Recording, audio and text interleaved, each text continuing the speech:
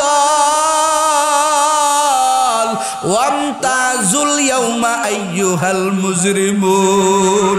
আমার আল্লাহ একটা ডাক দিবে, বিনা গুনাহগার বেনামাজিরা, ওরে দুনিয়াতে আমি আল্লাহ তোমাদের কত নিয়ামত দিয়েছিলাম, আমি আল্লাহ তোমার হায়াত দিলাম, তোমার বাড়ি দিলাম, গাড়ি দিলাম, আমি আল্লাহ তোমার কত নিয়ামত দিলাম, একটা নিয়ামতের শুকরিয়া আদায় করলি না। অথচ কত গরিব ওরে রিক্সা চালায়, ওরে জন দিয়ে আল্লাহর বান্দা চলে, এক বেলার নামাজ আল্লাহর বান্দা ছাড়ে না। আবার আল্লাহ বলবে, বেনামাজিরা দুনিয়াতে কত কিছুর তারতম্য করেছো, আজকে আমি আল্লাহ তোর তারতম্য করব না। ওরে যারা আমি আল্লাহর জন্য যারা পাগল হইয়া চলছো, আমার আল্লাহ বলবে আমার আশেকরা আলাদা হয়ে যা। ওয়ামতাজুল ইয়াউমা আইয়ুহাল মুজরিমুন। আমার আল্লাহ বলবেন ভালো ভালো বান্দাগুলো আলাদা হয়ে যা, আর গুনাহগার যারা থাকবে ও যুবক, আমার আল্লাহর হুঙ্কারে, আমার আল্লাহ পাকের গর্জনে বেনামাজি উড়িয়া উড়িয়া জাহান্নামে গিয়া পড়বে। আমার আল্লাহ কয় ওই দিবসের হিসাব মিলাও। ওরে তুমি কি প্রতিদান পাবা? ওরে মরণের পরে আল্লাহ কি তোমাকে বন্ধু হিসেবে গ্রহণ করবে নাকি শত্রু বানায়া গ্রহণ করবে? আল্লাহ যদি কয় আই ফেলের নাফরমান, এই অন্যায়গুলো কেন তুই করলি, ওই দিন কি তোমার কি জবাব হবে রে যুবক? আমার কি জবাব হবে? কোনো জবাব তুমিও দিতে পারবা না, আমিও দিতে পারবো না।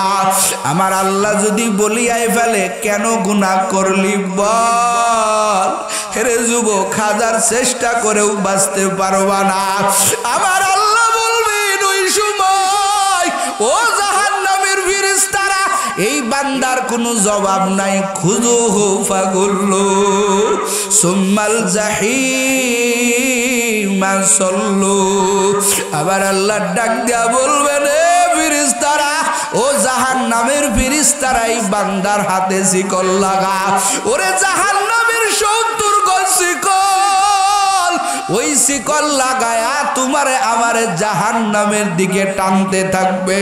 ওয়াসিকাল্লাযীনা কাফারু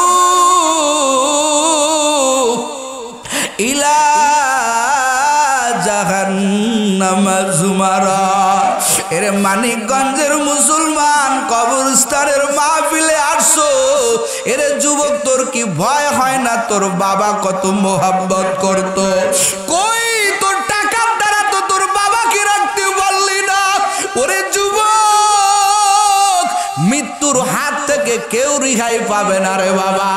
এখন বোঝার বিষয় হলো তুমি আমি কি নিয়ে কবরে যাব। তুমি তোমারে প্রশ্ন করো, আমি নাইমুজ্জামান আমারে প্রশ্ন করি, আরে নাইম বয়স তো 30 পার হয়ে গেল, এখনো মিথ্যা বলতে ছাড়তে পারি নাই, এখনো নামাজ কাজা হয়ে যায়। ও মানিকগঞ্জের মুসলমান, ও পর্দার আড়ালের আম্মা জানেরা, আমার আল্লাহ কয় বান্দা কি নিয়া কবরে যাবা? কবরের আযাব মিথ্যা না রে যুবক।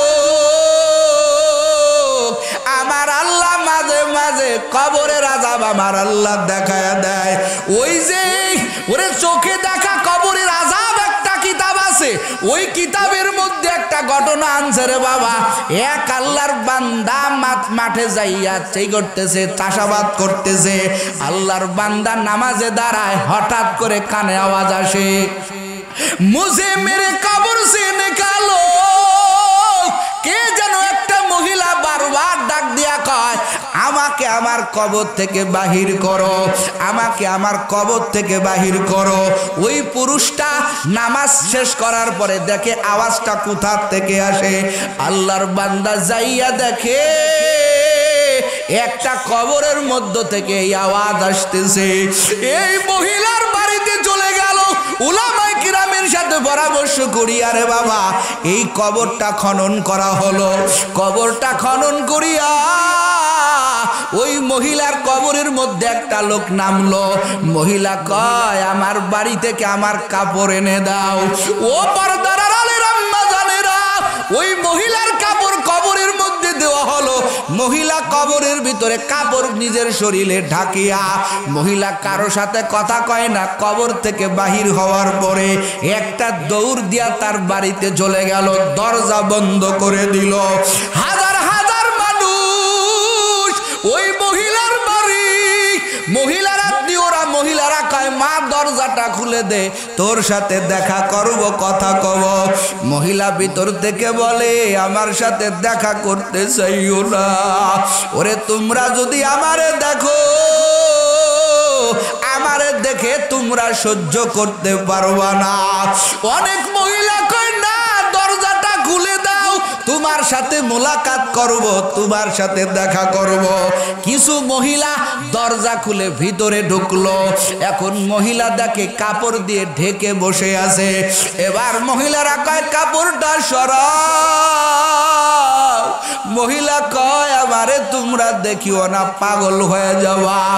এবার তার মাথার থেকে যখন কাপড়টা সরাইছি, হঠাৎ করে তাকাইয়া দেখে মাথার ভিতরে শুধু খুলিটা আছে, কোনো চুল নাই, কোনো চামড়া নাই, কিছু নাই। ওরে হাতের নখগুলো নাই। মহিলার জিজ্ঞাসা করা হলো মা তোমার কেন এই অবস্থা? মহিলাটা ডাক দেয়া বলেন আমি দুনিয়াতে পর্দা করতাম না, নামাজ পড়তাম না, আমি খোলা মাথায় বাইরে বেড়াইতাম। ওরে আমি আমার হাতে লিবি, আমি আমার হাতে কত রকমের সাজসজ্জা লাগাইতাম পরপুরুষে দেখানোর জন্য। আমার আল্লাহ কবরের মধ্যে আমারে পুরাইয়া পুরাইয়া এ অবস্থা করেছে। কিতাবের মধ্যে লেখে এইটা দেখাইয়া ওই মহিলাটা আবার মারা গেল, আবার তাকে কাফন করা হলো, দাফন করা হলো। এর যুবক মাঝে মাঝে আমার আল্লাহ কবরের আযাব দেখা দেওয়ার পরেও ও আল্লাহর বান্দারা, ও যুবক ও পর্দার আড়ালে আমার আম্মা জানেরা, এরপরও আপনি গুনাহ করেন, আমার মাওলার আযাবের ভয় নাই। এই দুনিয়া কিছু না রে যুবক। এই যে পাশে গোরস্থান, কত মানুষের মা কবরে চলে গেল, কত যুবকের বাবা কবরের বাসিন্দা হয়ে গেছে। ও আল্লাহর বান্দারা, ও বৃদ্ধ বাবা জানেরা, আপনিও একদিন কবরে চলে যাবেন। আমার আপনার ঠিকানা কবর। এই মৃত্যুর হাত থেকে আমার নবীও বাঁচতে পারে নাই। এই আল্লাহর বান্দারা, এই জন্য আমার মাওলার কাছে কাও মাওলা আমি কি নিয়া তোমার কবরে যাব? আমি তো জাহান্নামী। আমার মাওলা কয় বান্দা আমি আল্লাহ তোরে মাফ করার জন্য আমি আল্লাহ প্রতিদিন তোরে ডাকি আলা মিম মুস্তাগফিরিন ফাগফির আলা। এরে যুবক, তোর মতো হাজার যুবক এরে মৃত্যুর চিন্তা করিয়া নিজেকে মৃত্যুর খাটে শুয়াইয়া, কত যুবক 5 বেলার নামাজ পড়ে 1 বেলার নামাজ ছাড়ে না, দাড়িতে খুল লাগায় না রে বাবা। এরে বৃদ্ধ বাবা জানেরা, দাড়িটা পেকে সাদা হয়ে গেছে, এখনো বিড়ি ছাড়তে পারেন নাই, এখনো মিথ্যা বলা ছাড়তে পারেন নাই। আর কবে পারবেন? আজকের ময়দানে তওবা করেন, মনে করেন আপনার আমার জীবনের শেষ মাহফিল। সকালবেলায় আজরাইলের সাথে আপনার আমার মুলাকাত হয়ে যাবে। বাবারে 1 সেকেন্ড সময় দিবে না। তুমি আমি যখন মরিয়া যাব, আমার তোমার খাটের থেকে 1 মিনিটও রাখবে না রে বাবা। তাড়াতাড়ি বারান্দায় শুয়াইয়া দিবি। ওরে কেউ যাবে বাজারে বাঁশ কাটার জন্য, কেউ যাবে বাজারে সাদা কাপড় আনার জন্য, কেউ তাড়াতাড়ি গোসলের ব্যবস্থা করবে, নিম পাতা গরম জলে দিবে, তাড়াতাড়ি তাড়াতাড়ি তোমার আমার গোসলের ব্যবস্থা করা হয়ে যাবে। এরে যুবক, শেষ গোসল কবে জানি তোমার আমার হবে? মুদ্রা ব্যক্তি ডেকে ডেকে বলবেন, নিম পাতা গরম জলে সাজাইয়া মশারির তলে জন্মের মতো দিবা বিদায় করিয়া, আজ বুঝি দিবেন গো আমার জনমের বিদায়। বাবারে, মাথাটা নিচের দিকে করে চোখের পানি ছাড়ার চেষ্টা করেন। ও বাবা, নিজেকে মৃত্যুর খাটি শুয়ার দেখেন, আপনি বড় একা, আপনার মতো কেউ সাজে না। আপনি একা বাড়িতে সেজে আছেন, একা কাপড় পরে আছেন, তার মানে হলো আপনি একা যাবেন, কেউ আপনার সাজে সাজবে না। ছোট বাচ্চাটা চতুর্দিকে ঘুরিয়া ঘুরিয়া কতবার আব্বু কয়া ডাকলো, একটা বার বাবা আব্বু ডাকের জবাব নিল না রে বাবা। ও আল্লাহর বান্দারা, ওই দিন তোমারও আছে আমারও আছে রে বাবা। এমন কোনো দিন নাই রে যুবক, তোর মতো যুবকের লাশের খবর পাওয়া যায় না। আর কয়দিন বেপরদাগিরি করবি, আর কয়দিন মোবাইলের গুনাহ করবি? আমার মাওলার কি ভয় না? আমার মাওলার দরবার ফিরে আসো। আমার মাওলা তোমারে মাফ করার জন্য চেয়ে আছে রে বাবা। তোমার কি মনে নাই তোমার ফ্যামিলি একটা দিন কত সুন্দর ছিল? তোমার ফ্যামিলিতে তোমার বাবা ছিল, মা ছিল। এই যে গোরস্থানের কিনারে আসছো, গত বছরও মাহফিল হয়েছিল, অনেকে ছিল, আজকে অনেকে নাই। আবার আগামী বছর মাহফিল হওয়ার আগে তুমিও কবরে যেতে পারবা। কোজে তুমিও কবরে যেতে পারো, আমিও কবরে যেতে পারি রে বাবা। এই জন্য দুই চোখের পানি ছেড়ে দাও, আর আমার মাওলার সাথে নাফরমানি করবা না, আর আমার মাওলার গুস্তাকি করবা না। ও যুবক, আর দাড়িতে খুল লাগাস না রে যুবক। এই দুনিয়া কিছু না, কত যুবক লাশের প্যাকেট হয়ে কবরে গেল। এরে পর্দার আড়ালের আম্মা জান, আর কয়দিন সৌন্দর্যের বাহাদুরি করবেন? আপনার মতো কত আম্মা জানেরা 5টা কাফন নিয়ে কবরে গেল, শোকেস ভর্তি সব সাজারটা পরে রইল। এরে যুবক, অন্তরটা নরম করে দাও, মনটা বেজার করে দাও। আমার আল্লাহর দরবারে বলো, আল্লাহ আমি বড় গুনাহগার, আমার মতো গুনাহগার কেউ নাই। আজকের থেকে ওয়াদা কর, আমার আল্লাহ সাংঘাতিক গফফার, আমার আল্লাহ সাংঘাতিক গফুর। ওরে কত বেনামাজি ঘুষখোর, কত চোরকে আমার আল্লাহ আল্লাহর ওলি বানায়া কবরে নিতে পারে। তোমার আমাকে আমার আল্লাহ কেন নিতে পারবেন না? আজকের ময়দানে তওবা করো যুবক, আর নামাজ ছাড়বা না, আর বেপরদাগিরি করবা না, আর মিথ্যা বলবা না, মানুষকে গালিগুলাজ করবা না রে পর্দার আড়ালের আম্মা জান, আর বেপরদাগিরি করবেন না, আর নিজের শরীরটাকে পরপুরুষকে দেখাবেন না, স্বামীর মাল হেফাজত করবেন।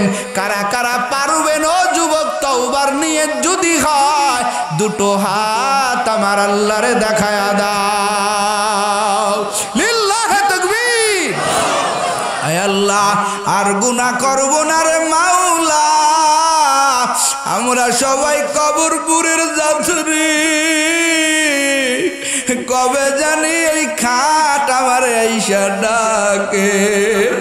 আমার বাবারে ডেকে নিয়ে গেল, আমার মারে ডেকে নিয়ে গেল, এখন আমার তোমার পালা।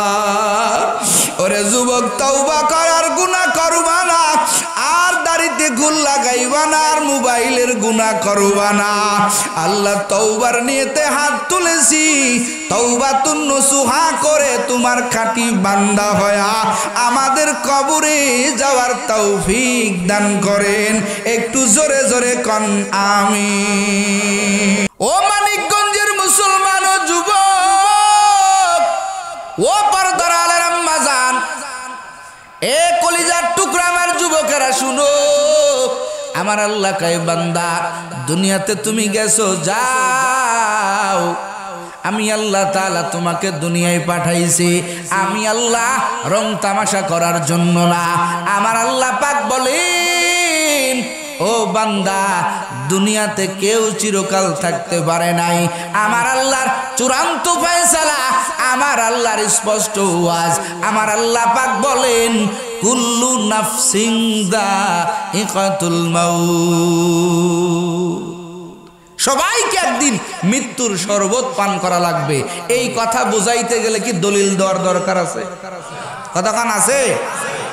নামাজ বুঝাইতে গেলে দলিল লাগে, রোজা বুঝাইতে গেলে দলিল লাগে রে যুবক। ও পর্দার আলের আম্মা জান, কিন্তু দিনের ভিতরে শরিয়াতের ভিতরে একটা বিষয় বুঝাইতে গেলে দলিলের দরকার নেই। একটা বিষয় বুঝাইতে গেলে কোনো প্রমাণ লাগে না। একটা হিন্দুর প্রমাণ লাগে না, একটা খ্রিস্টানের প্রমাণ দেওয়া লাগে না, একটা ইহুদির প্রমাণ দেওয়া লাগে না। কারণ চোখের সামনে বাবা লাশ হয়ে কবরে যায়, চোখের সামনে মা লাশ হয়ে কবরে যায়। এই দুনিয়াতে কত মুহাব্বতের মানুষ ছিল, এক এক করে সবাই তারা কবরে চলে গেল। পৃথিবীর টাকা পয়সা ক্ষমতা দিয়ে কেউ কারো সারা জীবন বাঁচায় রাখতে পারে নাই। কথা কোন ঠিক কিনা? মরণ থেকে জিতায় পালাও, মরণ তোমায় নিবে ঘিরি। যদিও সুদূর আকাশ পানে পালাও সেটা লাগিয়ে সিঁড়ি। নদীরে পার ভাঙ্গে উপার গড়ে, এই তো নদীর খেলা। সকাল বেলার ধনী রে তুই ফকির সন্ধ্যাবেলা, সকাল বেলার ধনী রে তুই ফকির সন্ধ্যাবেলা। নদী পথে নৌকা চালাও ও মাঝি ভাই, বেলা ডুবার আগে আগে উপার পৌঁছতে চাই। ডুবে গেলে বেলা রে তোর উঠে না, ভেঙ্গে গেলে বেলা রে তোর জমে না। ঠিক কিনা বলেন? ইহা হাম সব মুসাফির হায়, কবর আখের ঠিকানা। কুই আগে রওয়ানা है, कुई पीछे रवाना। कुई आगे रवाना है, कुई पीछे रवाना। এই যে আপনাদের প্রধান অতিথি সাহেব বললেন, এই এলাকার তার বাবা একদিন কে না তাকে চিনত, সবাই তাকে মোহাব্বত করত। কথা কয় না? আজকে আসেনি? ও আল্লাহর বান্দারা, মানুষ চলে যায়, মানুষের মোহাব্বত দুনিয়াতে বাকি থাকে। আল্লাহ কয় বান্দা তোকে আমি দুনিয়াতে পাঠাইলাম চিরদিনের জন্য না, এই দুনিয়াতে ঘুরাইয়া ফিরাইয়া আমি আল্লাহ তোরে কবর দেশে পাঠাইয়া দেব। আল্লাহ পাক বলেন, হে দুনিয়ার মানুষ, মিনহা খালাকনাকুম ওয়া ফিহা নুঈদুকুম ওয়া মিনহা নুখরিজুকুম তারাতান উখরা। মুখস্থ আছে নি আয়াতটা? আল্লাহ কয় বান্দা তুই তো মাটি, আমি আল্লাহ তোরে মাটি মাটির থেকে সৃষ্টি করলাম, ও বান্দা এই মাটির ভিতরে তোরে আবার ঢুকায় দিব। বান্দা তোর মৃত্যু অনিবার্য আসবে, এই মরণ থেকে দুনিয়ার কেউ রেহাই পায় নাই, পাবে না, ভবিষ্যতে কেউ পাবার আশঙ্কাও করো না। কথা কন ঠিক কিনা? ও আল্লাহর বান্দারা, এখন আসেন, মৃত্যুবরণ করার আগে আমাদের একটা হায়াত আসেনি? কথা হয় না, আসেনি? এই যে আমাদের সময় চলতেছে, এমপি সাহেবের চলতেছে, আমি বক্তা সাহেবের চলতেছে, আপনাদের চলতেছে রে বাবা। এই সময়টা বড় দামি সময়। মৃত্যু যেমন অনিবার্য আসবেই, আমার আপনার হায়াতটা একদিন ফুরাবেই। কোনোদিনও টাকা দিয়া হায়াত কিনে পাওয়া যায় না। কথা কন ঠিক কিনা? টাকা দিয়া হায়াত কিনতে পাওয়া যাবে না। যে সময়টুকু আমার আপনার অতিবাহিত হইতেছে, সময়টা বড় দামি সময়। কথা কন ঠিক কিনা? ও আল্লাহর বান্দারা, এই দুনিয়ার মনে করেন একটা লোক 100 বছর বাঁচলো। কয় বছর আছেন নি কেউ 100 বছরে? নাই নাই, যদি বেঁচেও যান 100 বছরের হায়াত আখিরাতের লাইনের মাত্র 2.5 মিনিট। জোরে কন কয় মিনিট? জোরে কন কয় মিনিট? একজন যদি 50 বছর বাঁচে, বলেন তো আখিরাতের লাইনে কত মিনিট হবে? 1.25 মিনিট। জোরে কন কত মিনিট? এই আখিরাতের 1.25 মিনিটের জিন্দেগি আমগো, এই জিন্দেগি নিয়ে কত বাহাদুরি। ও মানিকগঞ্জের মুসলমান, বাহাদুরি করার কিছু নাই। আল্লাহ কয় বান্দা, এই সামান্য হায়াতটা তুমি কাজে লাগায় দাও। সামান্য হায়াতটা তুমি দুনিয়ার লাইনে আমি আল্লাহকে পাওয়ার জন্য কাজে লাগাও। আমি আল্লাহ এই সামান্য হায়াতের কারণে আমি আল্লাহ তোমাকে আখিরাতের ময়দানে আমি আল্লাহ তোমাকে দামি বানায় দেব। ওরে কোটি কোটি কোটি বছর চলে যাবে, মৃত্যু আসবে না। আমি আল্লাহ তোমাকে জান্নাত নামক নিয়ামত আমি আল্লাহ দান করব। সময় শর্ত হলো দুনিয়ার হায়াতটাকে মূল্যায়ন করতে হবে, আল্লাহর কাছে দোয়াও করতে হবে, আল্লাহ দুনিয়ার হায়াতটা যাতে আমি ভালো কাজে লাগাইতে পারি। সুবহানাল্লাহ। ও আল্লাহর বান্দারা, যুবক, হায়াত বড় এক দামি সম্পদ।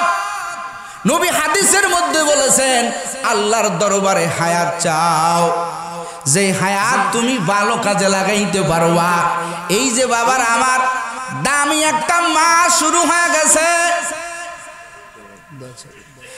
দামি একটা মাস শুরু হয়ে গেছে, রজব, এরপরে শাবান, তারপরে কি? এ কথা কন না কে? রজব মাস শুরু হয়ে গেছে। আমার নবী বলেন, ও উম্মতের দল, আল্লাহর কাছে দোয়া করো। আমার নবীও দোয়া করেছেন, আল্লাহুম্মা বারিক লানা ফিমা রাজাবা ওয়া শাওয়ান ওয়া বাল্লিগনা রমাজান। আল্লাহুম্মা বারিক লানা। আল্লাহর নবী কয়, ও উম্মতের দল, আল্লাহর কাছে দোয়া করো, আয় আল্লাহ রজব আর শাবানের বরকত আপনি আমাকে দান করেন। ও আল্লাহ, আমার হায়াতটাকে আল্লাহ রমাজান পর্যন্ত নিয়ে দেন। ও আল্লাহ, রমাজানের আগে যাতে আমার মরণ না হয়। একটু জোরে কন্যা সুবহানাল্লাহ। নবী নিজে দোয়া করেছেন। এরে নবীর উম্মতের দল, হায়াত চাও আল্লাহর কাছে, কারণ হায়াত বড় এক দামি সম্পদ। কি সম্পদ? কতক্ষণ কি সম্পদ? হায়াত বড় দামি সম্পদ। ও যুবক, কোন মায়ের গর্ভের সন্তান যদি এই দুনিয়াতে আসার পরে 1 সেকেন্ড বেঁচে থাকে, 1 সেকেন্ড যদি বাঁচে, ওরে শুধু একটা ওয়াক চিৎকার পায়, একটা ওয়াক যদি ছোট্ট সন্তানটা মায়ের গর্ভে আসার পরে, মায়ের গর্ভে থেকে দুনিয়াতে ভূমিষ্ঠ করার পরে যদি একটা ওয়াও বলতে পারে, দুনিয়ার হায়াত পায়। 1 সেকেন্ড হায়াত যদি পায়, ছোট্ট সন্তানটার মর্যাদা বেড়ে যায়। একটু জোরে কন্যা সুবহানাল্লাহ। 1 সেকেন্ড বাঁচার পরে মনে করেন সন্তানটা মারা গেল, ফুকাহায়ে কেরামের অভিমত, ও দুনিয়ার মানুষ, যেই সন্তানটা মায়ের গর্ভ থেকে দুনিয়াতে আসার পরে মনে করেন 1-2 মিনিট বাঁচার পরে মারা গেল, ফুকাহায়ে কেরামের অভিমত, এই সন্তানটাকে হেয় প্রতিপন্ন করো না। এরও তোমরা কি করো? গোসল করাও।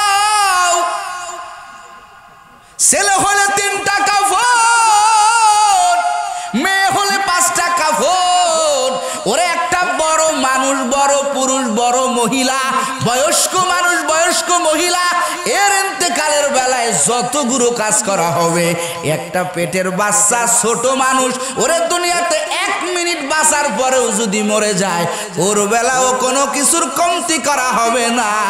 আমার নবীর তরিকা হলো, ফুকাহায়ে কেরামের বিধান হলো, বলে এই শিশুটাকেও গোসল করাও, একেও তোমরা কাফন পরাও, জানাজার নামাজ পড়াইয়া ওরে তোমরা একটা মাইয়তকে যেভাবে সুন্দর করে কবর খনন করে ওরে তারে দাফন কাফন করো। এই বাচ্চাটাও দুনিয়ার হায়াত পাওয়ার কারণে আমার আল্লাহ সমস্ত মর্যাদা ওকে দান করেছে। পক্ষান্তরে একটা মায়ের পেটের গর্ভের সন্তান যদি মৃত অবস্থায় দুনিয়াতে আসে, আমরা তারা কি করি? জানাজা পড়াই। এই কথা কর না কে পড়াই? জানাজা নাই, কাফন নাই, গোসল নাই। নবীর তরিকা তারে ওইভাবেই কি করে দাও, মাটিতে দাফন করে দাও, একটা গর্ত করে ঢুকায়া দাও। ও কলিজার ভাই, ও মানিকগঞ্জের মুসলমান, দেখছেন নি হায়াত কত বড় দামি সম্পদ? আমার আল্লাহ কয় বান্দা, হায়াত বড় দামি সম্পদ, এই সম্পদটা তোমরা কদর করো। আমার নবী বলেন, ও উম্মতের দল, ইগতানিম খামসান কাবলা খামসিন। আমার নবী কয়, ও সাহাবায়ে কেরাম, ও আমার উম্মতের দল, 5টা জিনিস তোমার কাছে আসার আগে তোমরা 5 জিনিসকে মূল্যায়ন করো। এর মধ্যে আমার নবী প্রথমটা বললেন, হায়াতাকা কাবলা মাউতিক। এরে উম্মতের দল, ওরে মৃত্যু আসার আগে তুমি তোমার হায়াতটা মূল্যায়ন করো, হায়াতটা কদর করো। কারণ যখন ফুরিয়ে যাবে 1 সেকেন্ড সময় তোমাকে আমাকে দিবে না। কথা কন ঠিক কিনা? কাউকে দিছে? এ কথা কন দিছে? ফাইযা জাআ আজালুহুম লা ইস্তাখিরুনা সাআতাও সাআতাও ওয়ালা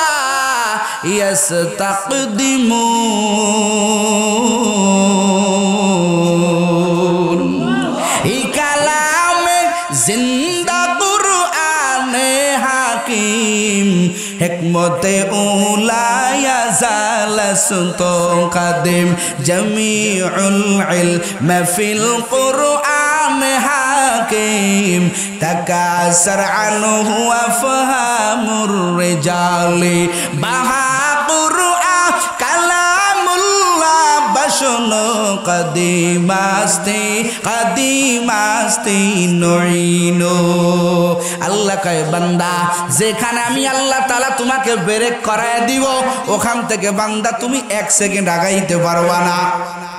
ও মানিকগঞ্জের মুসলমান, এই জমিন সাক্ষী, কুরআন সাক্ষী।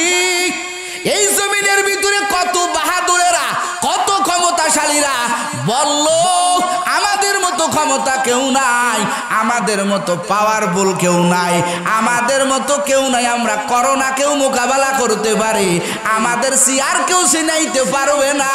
আমার আল্লাহ দীর্ঘ 16 বছর পরে দেখাইয়া দিল, ওরে স্কুল কলেজের ছেলেপেলের আন্দোলনে এ বাংলাদেশ থেকে স্বৈরাচার পতন হয়ে গেছে। কথা কন ঠিক কিনা? সেই আল্লাহ আছে না নাই? কথা কন আছে না নাই? আমার আল্লাহ কয়, বেশি ঘাটতারামি করবা না, আমি আল্লাহ পাক একজন আছি, আমি আল্লাহ যখন ধরবো কেউ রক্ষা পাবা না। আমার আল্লাহ কয় বান্দা, এই জন্য কোরআনে মাঝে মাঝে আমি আল্লাহ তোমারে শুনাইয়া দিলাম, কুল্লু নাফসিন যায়িকাতুল মাউত, মাঝে মাঝে শুনাই দিছি। ও বান্দা, এত বাহাদুরি কিসের? নবী আমার বলেন, মুতু ক্বাবলা আন তামুতু ওয়া হাসিবু ক্বাবলা আন তুহাসাবু। আমার পয়গম্বর বলেন, ও উম্মতের দল, মরার আগে নিজেরে মারো, চিন্তা করে দেখো মরার পরে তোমার কেউ আপন নাই। মরণ একদিন আসবে। বাহাদুরি অনেকে করছে, কেউ টিকতে পারে নাই। আমার আল্লাহ কয় বান্দা, তুমিও টিকতে পারবা না, তুমিও টিকতে পারবা না।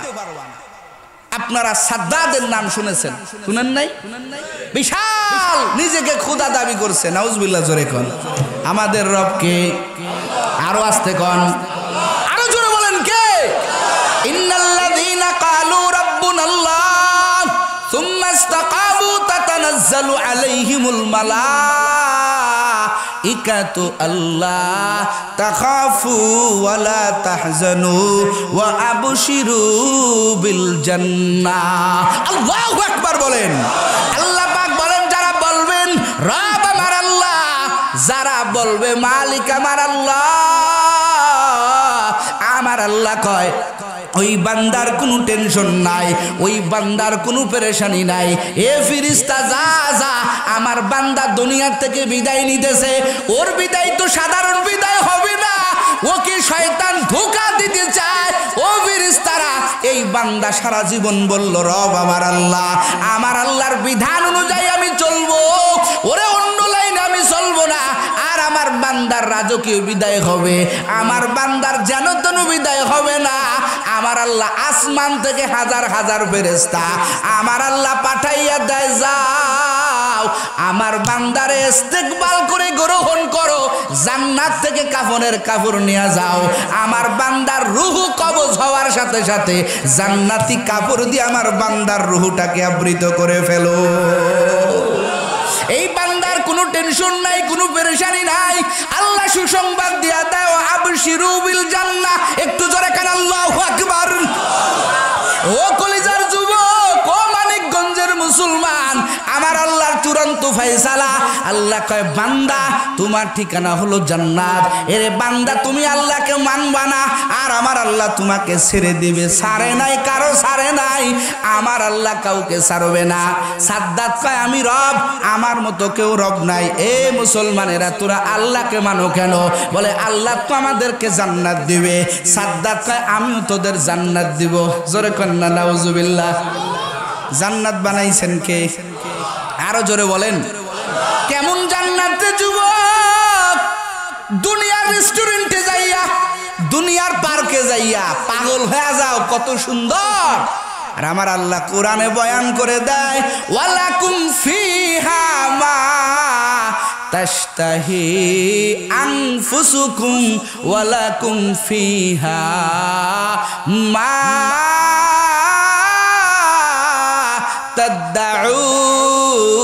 তাদউন নুজুলাম মিন গফুরির রহিম। আল্লাহু আকবার বলেন। ওরে বান্দা, জান্নাতে যাওয়ার পরে তোমার মনে যা চায়, ওরে তোমার চাইতে দেরি হবে, আমার আল্লাহর দিতে এক সেকেন্ড দেরি হবে না। একটু জোরে কন্না বাবা সুবহানাল্লাহ। জান্নাতি মানুষ কেমন? ও মানিকগঞ্জের মুসলমান, একটা পাখি উড়ে উড়ে যায়। জান্নাতি মানুষের ভিতরে আমার আল্লাহ তাআলা কেমন পাওয়ার দিবে রে যুবক? ওই জান্নাতি মানুষের মনে খালি কল্পনা হয়েছে, হায় রে ওই পাখিটা উড়ে যায়, না জানি ওই পাখিটার গোশত কত সুন্দর। মুখেও কাউকে অর্ডার দেয় নাই, কাউকে আদেশ দেয় নাই, ওরে শুধু মনে মনে কল্পনা করবে। আমার আল্লাহ কয় বান্দা তোর মনের খবর আমি আল্লাহ বুঝি, আমি আল্লাহ তাআলা আলিমুম বিদাতিস সুদূর।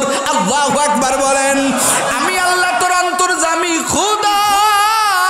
আমার আল্লাহ কয় বান্দা তোর মনের কল্পনা শেষ হতে না হতেই আমি আল্লাহ ওই আসমানের পাখিটাকে ভুনা বানাইয়া প্লেটে সাজাইয়া তোর চার সামনে আমি আল্লাহ পেশ করে দিব। দুনিয়ার মানুষ পারবে এটা? এ কতক্ষণ পারবে? সাদ্দাত কয় ও মুসলমানেরা আমারে খোদা ক, আমি তোদের জান্নাত বানায় দেখাইতেছি। জোরে কর নাউজুবিল্লাহ। যাই হোক, জান্নাত বানাইলো। জান্নাত বানাইয়া বিশাল জান্নাত কিতাবের মধ্যে লেখে ৯,০০০ কামরা বিশিষ্ট একটা জান্নাত বানাইলো। ১৮,০০০ মিস্ত্রি দিয়া বিশাল জান্নাত বানাইয়া সাদ্দাত লস্কর বাহিনী নিয়ে রওনা হয়ে গেল নিজের বানানো জান্নাত পরিদর্শন করবে। বলেন তো সাদ্দাতের মালিক কে? আরো জোরে বলেন। আল্লাহ কয় আজরাইল সময় দিস না, তাড়াতাড়ি সাদ্দাতের ব্রেক লাগায় দে। সাদ্দাত লস্কর বাহিনী নিয়ে আগমন করতেছে, নিজের বানানো জান্নাতে যাবে।